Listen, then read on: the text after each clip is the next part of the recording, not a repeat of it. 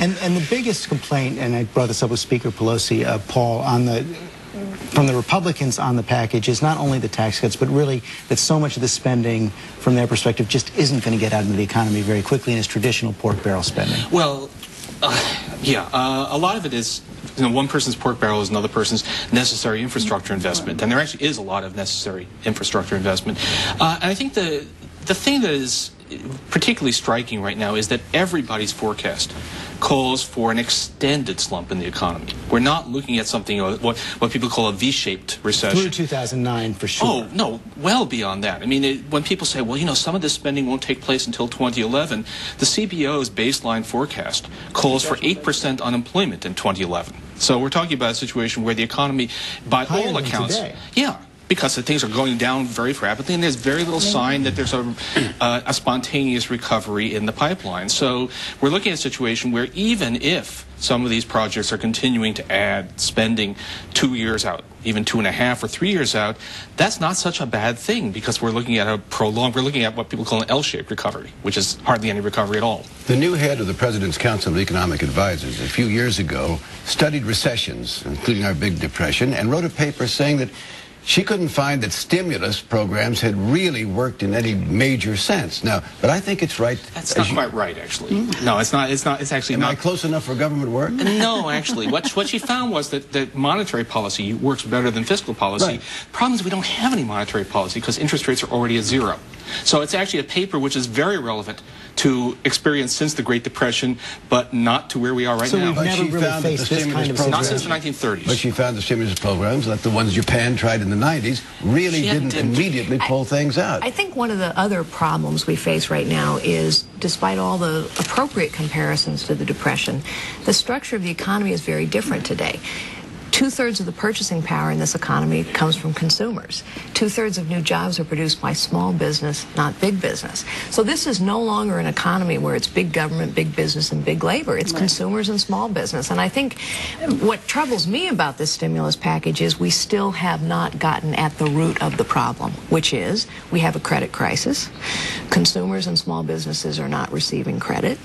That's a problem, and we have a home foreclosure rate that is rising. Well, Carly, we have to solve those problems. Obama was ready to sign on to the Republican plans on small business tax cuts because it is such a huge part of the economy, and in order to get people moving, and buying and all that, and he also has signed on to a provision that will allow businesses to write off their losses going back 5 years. So.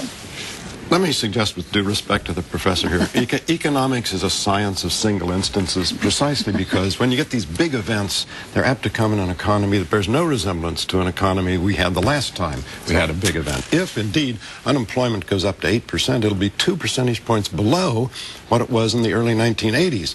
But, of course, it's already 10% in Michigan, Rhode Island. A second axiom, and it's an old, familiar one. If the only tool you have is a hammer, every problem looks like a nail. The only tool we have left is spending at this point, because, as Paul says, interest rates are zero. What do you do with that? Yeah, look, the reason it does not at this point look like we're going to hit the unemployment rates of the early 1980s, although some estimates, Mark Zandi says that we will. But the difference was that interest rates were high in the early 1980s. In the early 1980s, we had a recession which was induced because the Fed raised interest rates and squeezed housing, and when the Fed brought interest rates back down again, that's right, and housing came springing back because it had been squeezed by those squoze, by those high interest rates. We're nothing like that now. We're in a situation where none of the things that worked 25 years ago have any prospect of working, which is why we're talking about something here's what we need to do. That's the other problem. Consumers, I think, you're right. Consumers are not spending. Some of them don't have any money. So, yes, infrastructure, job creation. But the other side is induce the consumer to spend. I'm for trickle up. Give them a tax credit for buying a new car, for buying a refrigerator, for buying an HP computer.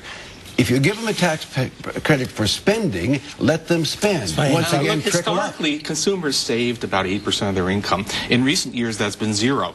In some ways, we want to see consumers spending less, right? So this is not the problem. We don't want to just have a return to the spending ways of 2006. That's not where we want to go. You don't want to we have been under-investing in infrastructure. We have been doing too little. We have bridges falling down, and Grass this on is the a, wall might that's not right. qualify. No, that's a, no, that's The that's construction worker that you put to work building a new bridge, Yeah, it looks he's terrible. going to have a job now. What do you want him to do with his money? No, you want him to spend, do. but we want people to spend out of income they're actually earning. So the Right. first thing is to actually go out there and create some income. Which is And probably then why. give him an incentive to spend by giving him a tax break. But none of this solves the credit crisis. So we still are left with the fundamental driving force of this global recession, which is we have frozen credit. Well, And, that's and what the I- first TARP was supposed to do that by getting the bad assets out of these banks, and that didn't happen. Thank